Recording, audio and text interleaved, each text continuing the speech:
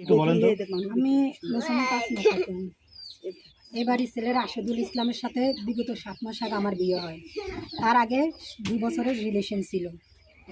ও আমার সব কিছু যায় না। আমি আগে একটা বিয়ে হয়েছে, আমার দুটো মেয়ে আছে, ও আমার মেয়ের দায়িত্ব নিবে বলে ও আমার বিয়ে করে। বিয়ের আগে আমি ওর অনেক টাকা পয়সা দিছি, প্রায় বিয়ের আগে 80,000 টাকা দিছি। যখন আমি টাকা দাবি করি তখন থানায় টাকার জন্য যাই, তখন অভিযোগ দিই, তখন ও থানায় যেয়ে বলে যে আমি ওকে বিয়ে করবো বলে ওতে টাকা নিয়েছি, আমি ওরে বিয়ে করব। ওর সাথে আমি রিলেশন করছি, ওরা আমি আলাদা বাসা নিয়ে থাকছি।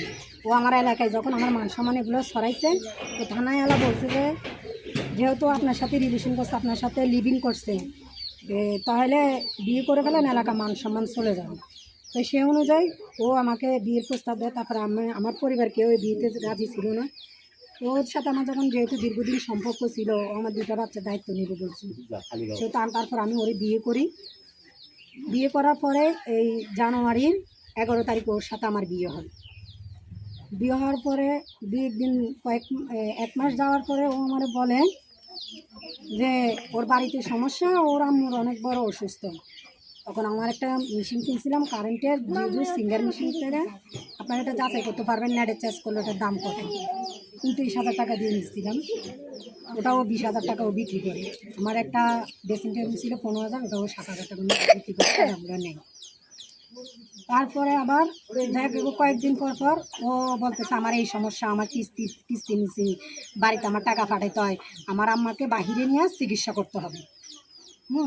তো বলতে আমি ভাবছি ঠিক আছে, তাহলে কষ্ট মষ্ট করে আমি সংসারটা চালাই, তুমি কর্জ দাও আর বাড়িতে তোমার আব্বা আম্মার জন্য চিকিৎসার জন্য টাকা পাঠাও।